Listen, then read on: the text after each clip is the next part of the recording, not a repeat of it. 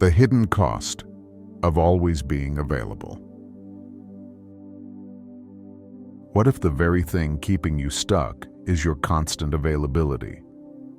Most people live in reaction, answering messages the moment they come in, agreeing to every request, filling every gap in their calendar.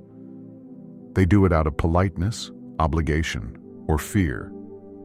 But Carl Jung warned us, the more we identify with the outer world, the further we drift from the inner one.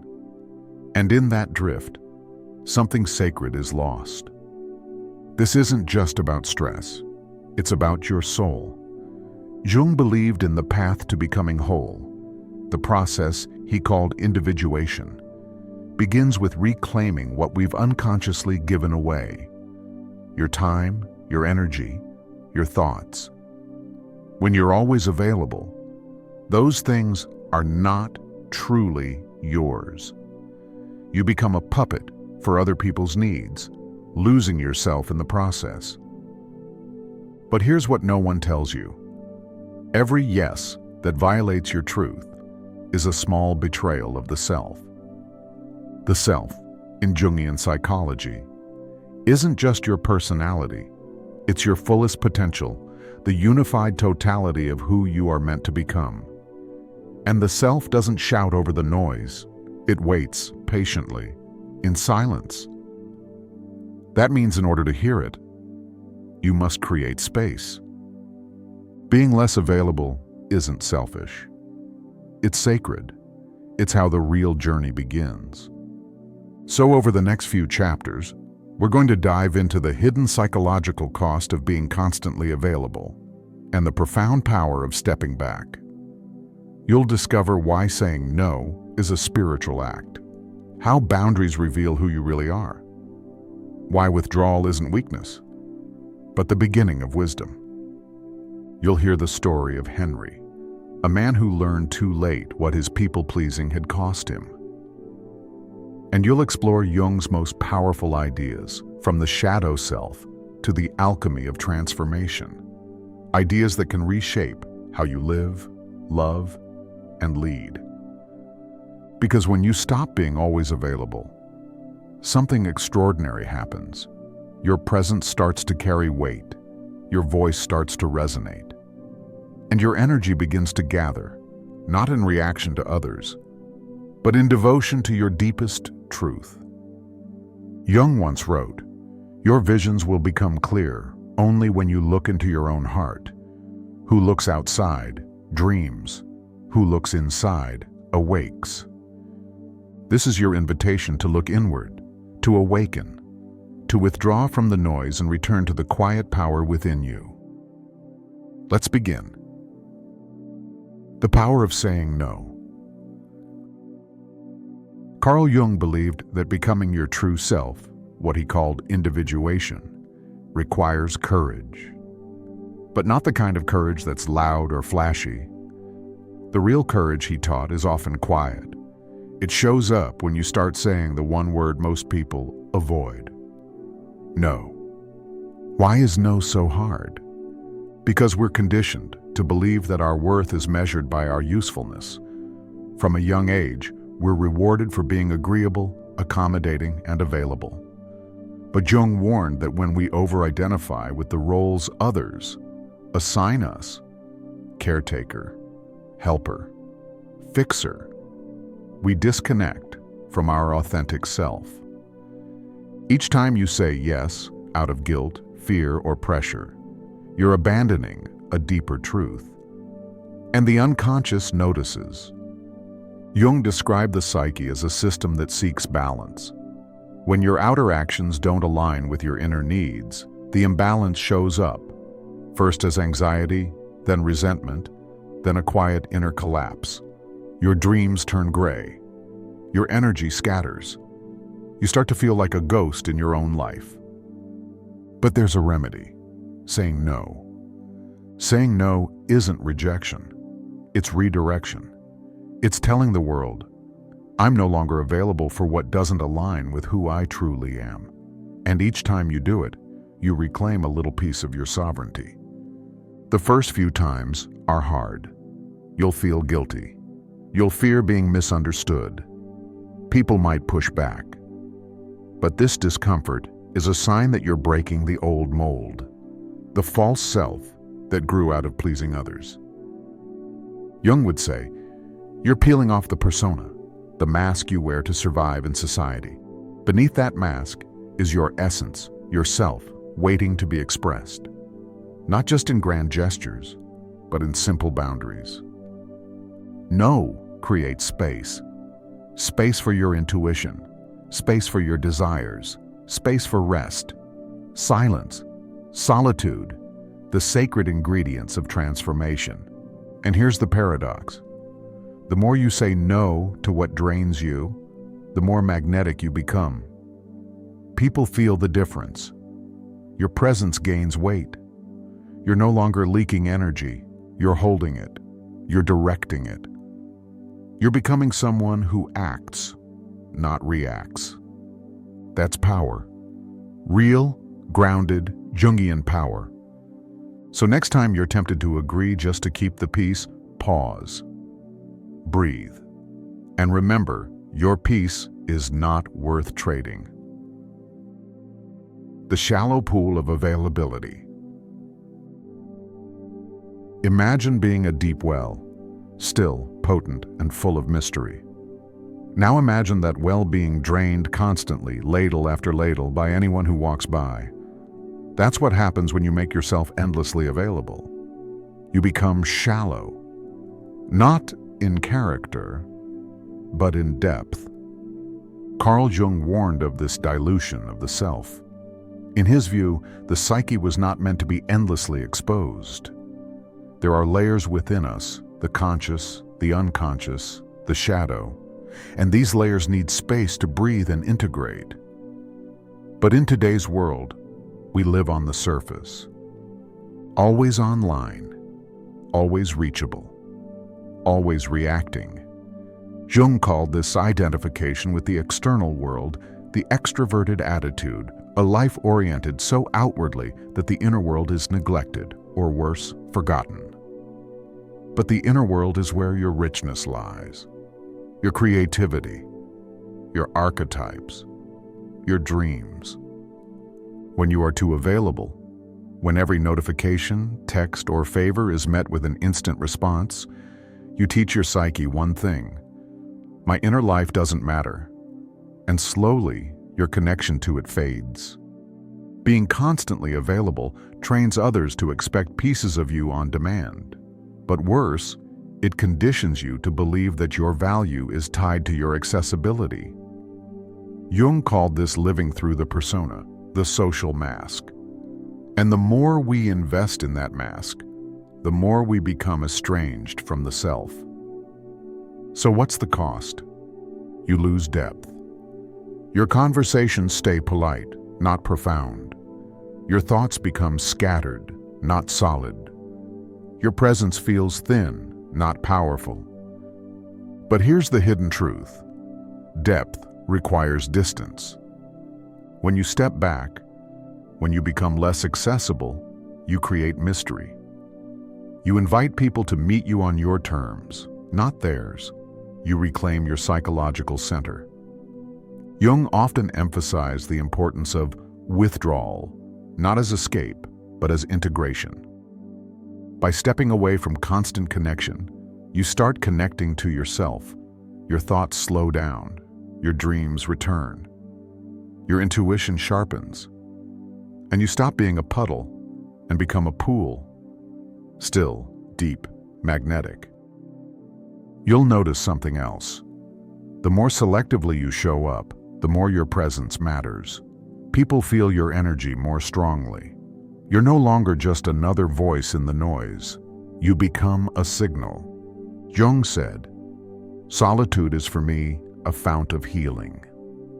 And in a world that rewards availability, your refusal to be constantly reachable is a quiet rebellion, a return to soul.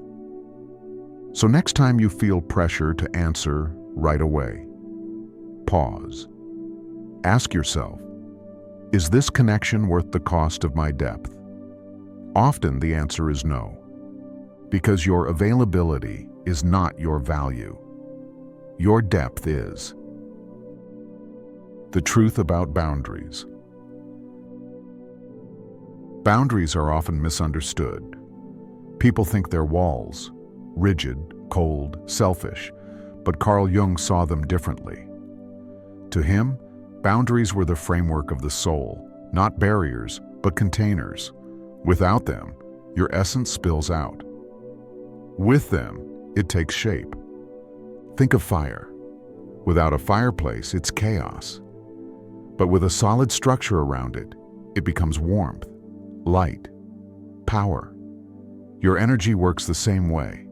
When you lack boundaries, you don't just lose time, you lose yourself. Jung believed that the psyche thrives on order, not control, but harmony. And harmony begins when you know where you end and someone else begins. That's what a boundary is, not a rejection of others, but a recognition of self. Yet many of us fear setting boundaries. We don't want to be disappointed. We want to be liked. We confuse kindness with compliance. But here's the deeper truth. A person without boundaries isn't kinder. They're just exhausted. And exhaustion is not virtue. Jung wrote often about the need to withdraw and confront what he called the inner opposites, those conflicting forces within us, light and dark, persona and shadow, the yes we give others and the no we whisper to ourselves. If we never pause to define our own limits, we remain split, scattered, emotionally bankrupt. Boundaries aren't about pushing people away. They're about calling your energy home. In Jungian psychology, integration is the holy grail, the process of becoming whole. You cannot integrate anything when you're constantly fragmented, constantly pulled outward. Boundaries help you hold your center. They give you the space to hear your intuition and the strength to honor it. You'll find that the people who resist your boundaries the most are the ones who benefited from you not having any. But their discomfort is not your responsibility. Your integrity is. There's power in the simple phrases, "I can't do that today. I need space. That doesn't work for me." Each one is a vote for your wholeness. Each one is a thread that weaves you back into alignment with the self. Jung once said, "I'm not what happened to me, I'm what I choose to become." And that becoming starts the moment you stop giving unlimited access to people who don't value your limits. So protect your peace. Guard your soul's time. Because a life without boundaries is a life without borders. And if everything gets in, nothing sacred can grow. Boundaries don't separate you from love. They teach others how to love you properly. The story of Henry. Henry was the kind of man everyone admired. Polite, reliable. The guy you could always count on. Need an extra hand at work? Call Henry. Running behind on a deadline?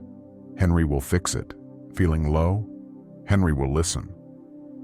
And slowly, without realizing it, Henry became everyone's support beam, except his own. On the outside, Henry looked stable, but inside, something was unraveling. His smile felt forced. His weekends disappeared. His passions faded into background noise. And still, he said yes, again and again. Carl Jung might have said Henry was trapped in his persona, the social mask we wear to navigate the world. Henry had built a perfect one. It was helpful, agreeable, safe. But over time, the mask became a prison. The real Henry, the one who loved painting, who craved silence, who once dreamed of starting his own design studio, was buried beneath obligations. One night, Henry sat alone in his car after dropping everything to help a colleague move apartments. No thank you, no appreciation, just another silent expectation fulfilled. In that stillness, something snapped, not in anger, but in truth. He whispered to himself, "I don't even know who I am anymore." That moment was what Jung called an encounter with the shadow, when the repressed parts of ourselves rise up and demand to be seen. Henry realized he hadn't been living, he'd been performing. The next day, he did something radical. He said no. No to the weekend meeting. No to the favor that wasn't his responsibility. No to the friend who only called when she needed something. At first, people were confused, even upset. But Henry stood firm, and with each no, something returned to him. Time, energy, self-respect. He picked up his paintbrush again. He sat in silence without guilt. He started designing quietly at night, and within a year, launched a small studio of his own. Jung wrote, "The privilege of a lifetime is to become who you truly are." Henry was finally beginning to understand that. He hadn't become selfish. He had become self-connected. And that connection gave him a new kind of strength. Not the strength to carry everyone else, but the strength to stand fully in his own life. Henry's story is a mirror. Many of us are Henry in some form, performing, pleasing, surviving. But the moment you recognize that performance is not peace, you begin to wake up. So ask yourself, what have you been saying yes to that's costing you yourself? And what would happen if you stopped? The invitation to withdraw. In a world that demands your attention, your presence, your time, there's a powerful, almost radical act that very few people embrace: withdrawal. Jung knew the world was full of noise. It's not just the chatter around us, but the constant pressure to perform, to achieve, to be everywhere.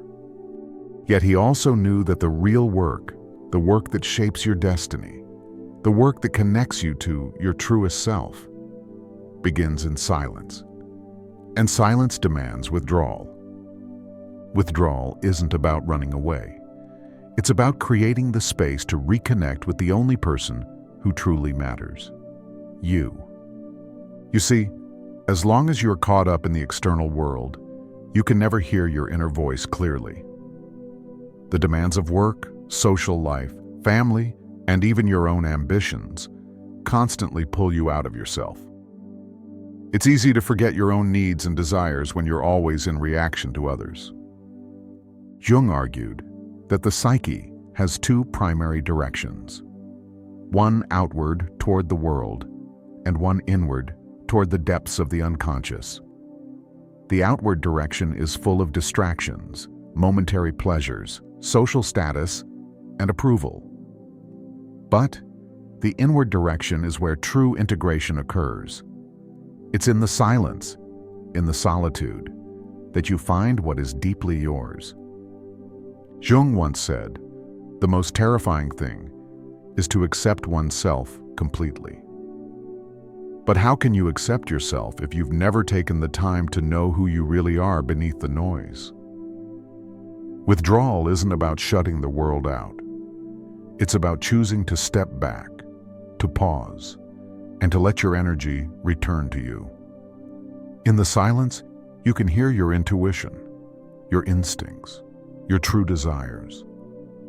And from that place of clarity, you can begin to create boundaries, make empowered decisions, and shape a life that aligns with your deepest truth. Jung was clear about this. When we withdraw, we integrate, we heal, we come home to ourselves. But here's the paradox. When you embrace withdrawal, you actually become more present in the world. You show up not as a reactive force, but as someone who has internal clarity, who has direction, and who carries an unspoken power. You no longer feel like a victim of life's demands. You become the architect of your own life. So if you're feeling burnt out, stretched too thin, or overwhelmed, take it as a sign. This is not a weakness. This is an invitation to step back, to withdraw, and to return to your core. This isn't about isolation. It's about reconnection. The deeper you go within, the more expansive your impact in the world becomes. Because when you live from a place of centeredness, your presence alone becomes transformative.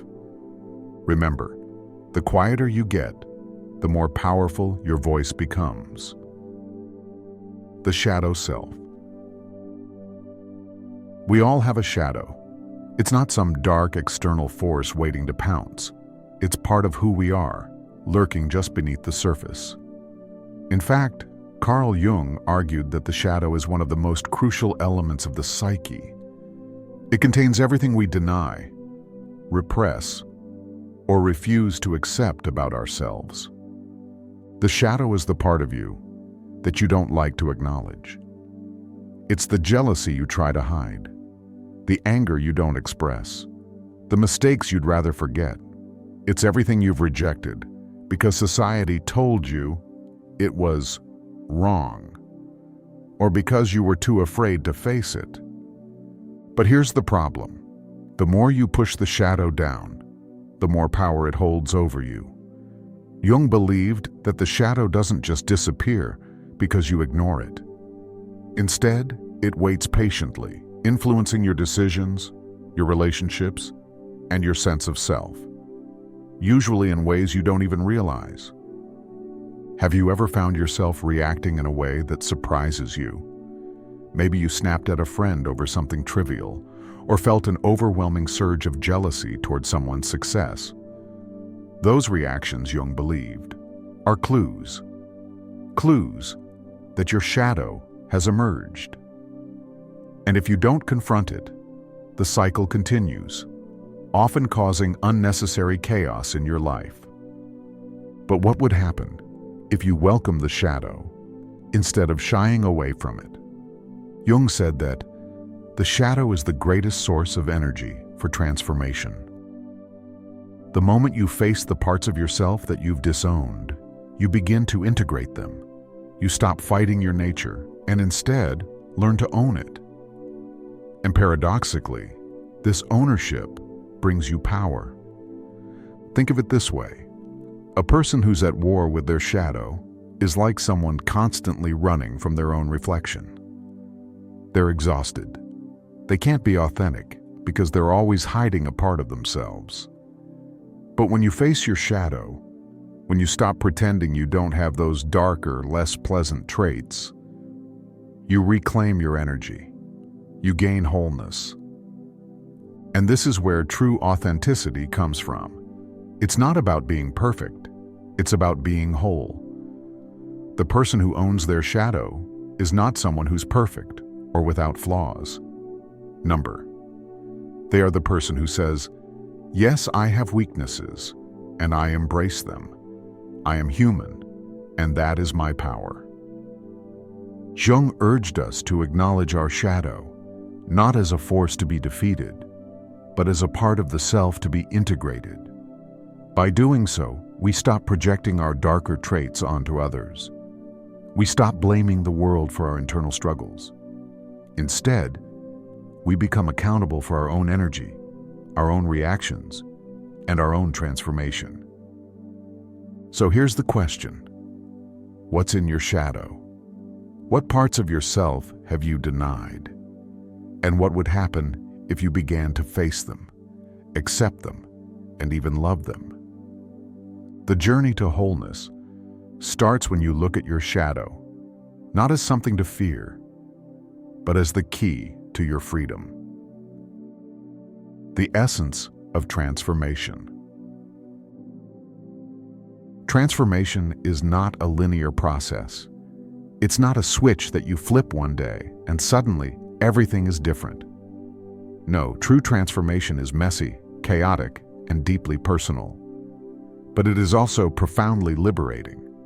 And it's the only way to evolve into the fullest version of yourself. Carl Jung understood that the process of transformation is the soul's journey. He called it individuation, the process through which we become who we truly are, not the person society expects us to be. Individuation is the continuous work of integrating all the fragmented parts of the self, the persona, the shadow, the unconscious, and the conscious. It's a dance between light and dark, between acceptance and rejection, between what we show the world and what we keep hidden. But let's be clear, transformation doesn't happen when you stay comfortable. It happens when you're willing to face what's hidden within you, when you're willing to experience discomfort and uncertainty. Jung said, "Your vision will become clear only when you can look into your own heart. Who looks outside, dreams. Who looks inside, awakens." This process requires courage, the courage to look inside and to confront your deepest fears, insecurities, and wounds. It means having the bravery to say no to what doesn't serve you, to step away from patterns that no longer align with your evolving self. True transformation happens when you stop living out of habit and start living out of choice. And that's what makes it so powerful.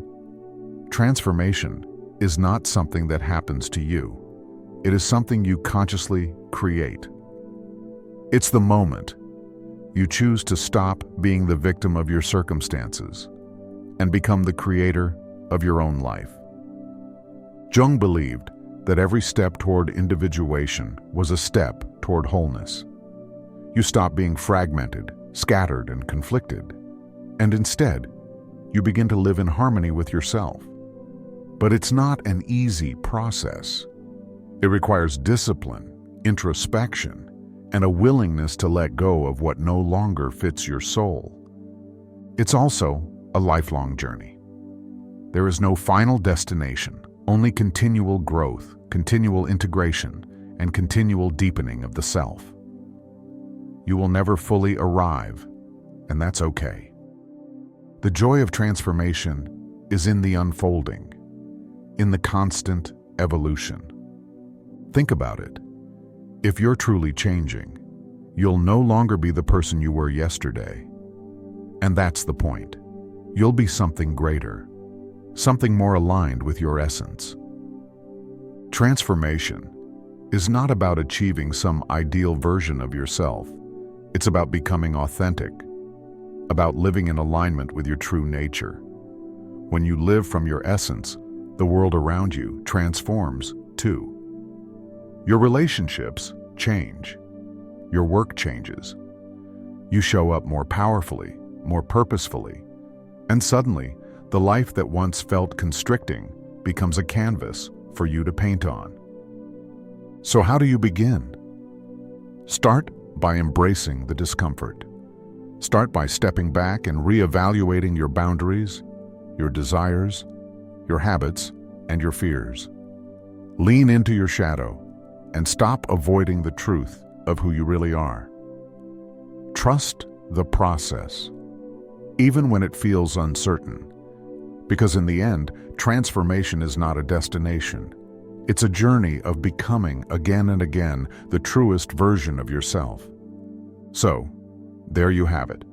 The power of saying no, the importance of boundaries, the shadow self, and the essence of transformation. These aren't just concepts. They're keys to unlocking a life of authenticity, self-respect, and inner strength.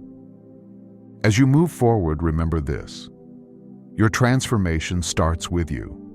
It's a journey that begins the moment you choose to step away from the chaos, to withdraw into your center, and to confront the deeper parts of yourself that you've hidden away. Every no you say, every boundary you create, and every moment you embrace your shadow moves you closer to the person you're truly meant to become. The question is, are you ready to step into that power? To stop being a victim of your circumstances and begin living with intentionality? The choice is always yours. The transformation is always possible. If you feel this message resonated with you, I want to hear from you. What part of your life do you need to withdraw from in order to reclaim your power? What boundaries are you setting to protect your energy? Drop a comment below. I'd love to hear your thoughts and experiences. And if you haven't already, make sure to like this video if you found it inspiring, and subscribe to Cresco Sphere for more transformational insights and practical wisdom, where you grow with purpose and rise with power. Hit that notification bell so you never miss a powerful idea that could change the course of your life. Thank you for being part of this journey with us today. Remember, true transformation begins when you choose to take action. So, take that first step. Your future self will thank you.